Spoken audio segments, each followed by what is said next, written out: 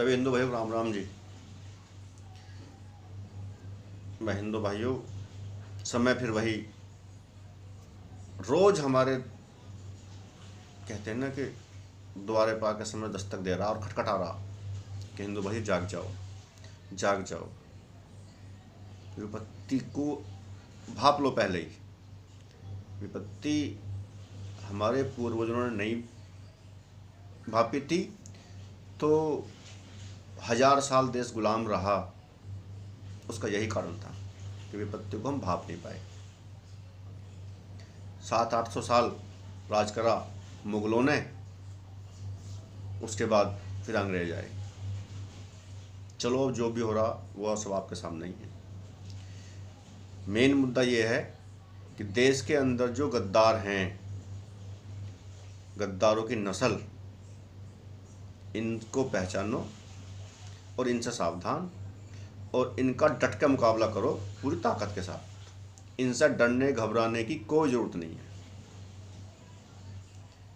ये दो मुँहे सांप तब तक ही तुम्हारे सामने फन उठाएंगे जब तक आप इनका लठ लेकर सामना नहीं करोगे। और इनको एक ही भाषा समझ में आती है, लठ की। जब लठ पड़ता है इन पर तो तब कहते हैं संविधान। बाकी आप आज देख लो कि लड़ाई हो रही है इजराइल में और आतंकवादियों के बीच, और भारत में लग रहे नारे हमास आतंकवादी गुट के समर्थन में। तो क्या ये लोग आतंकवाद का समर्थन नहीं कर रहे? नहीं, इनको जेल में डाला जाना चाहिए। नहीं, इनकी सिटीजनशिप खत्म कर देनी चाहिए। आज इनका तो आधार कार्ड बैन करके जो भी समर्थन करे इन पर सब पर बैन लगना चाहिए। और हिंदुओं, ये जो विपक्षी पार्टियां आज मोदी का विरोध कर रही है ना, देखो मोदी हो या कोई और प्रधानमंत्री, हम साथ देंगे उस आदमी को जो देश के लिए काम करेगा।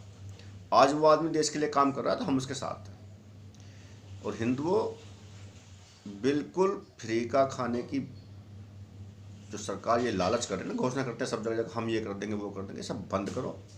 और जो ये नेता जाति के नाम पे हमको लड़ा रहे हैं, भाई हम तो स्वर्ण जाति से हैं, हमें तो आरक्षण नहीं चाहिए, ना हमें मिलता ना हमें चाहिए। लेकिन फिर भी मैं कह रहा हूँ, जातिवाद का जो नेता नारा दे और जहाँ दे, भाई जूता निकाल कर उसके मुंह पे वहीं मारो कि 75 साल हम देश को आज़ाद हो गए तो हमें आदमी जातिवाद के कीचड़ में धकेल रहा क्या? उस नेता का तो वहीं विरोध करो जो जातिवाद को बढ़ावा दे, जो जातिवाद की बात करे। हम सब इस भारत हिंदुस्तान के वासी हैं, हम सब एक हैं। हमें यहाँ शांति चाहिए, कोई आतंकवाद नहीं चाहिए।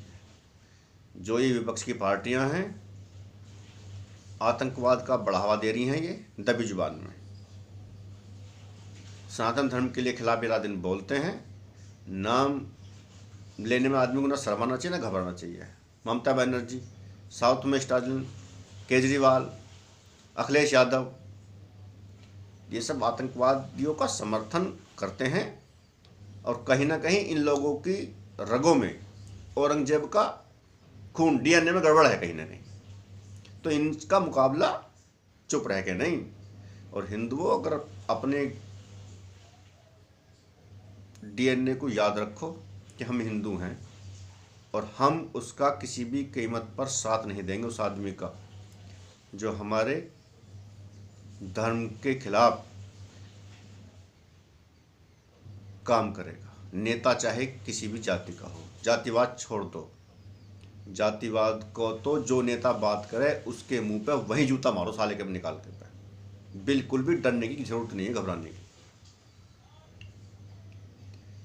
तो हिंदुओं, बिल्कुल भी बात को अभी समझ जाओ, समय है। आप एक बात बताओ, कल अगर कोई झगड़ा हो जाए हमारे जैसे बॉर्डर पर वहाँ घुस गए तो बॉर्डर पर हमारे यहाँ भी घुस सकें, तो ये लोग तो कल को उनके साथ मिल जाएंगे। हमें बाहरी ताकतों से ज़्यादा सावधान रहने की ज़रूरत है। अंदर जो हमने सांप पाल रखे हैं, इन सपोलियों का फन कुचलो। ये सत्ता से दूर रहना चाहिए। इनके समर्थन करने वालों को सत्ता से दूर करो और इनका खुल कर विरोध करो। बिल्कुल डरने घबराने की ज़रूरत नहीं है। अपनी ताकत का हर तरह से एहसास कराओ, अपनी बुद्धि का, अपने विवेक का और अपनी बाहुबल का। अभी अभी विजयदशमी का पर्व हमारा गया है। शास्त्र और शस्त्रों की पूजा हम करनी जानते हैं, तो उनका इस्तेमाल भी करना हमें बखूबी आना चाहिए।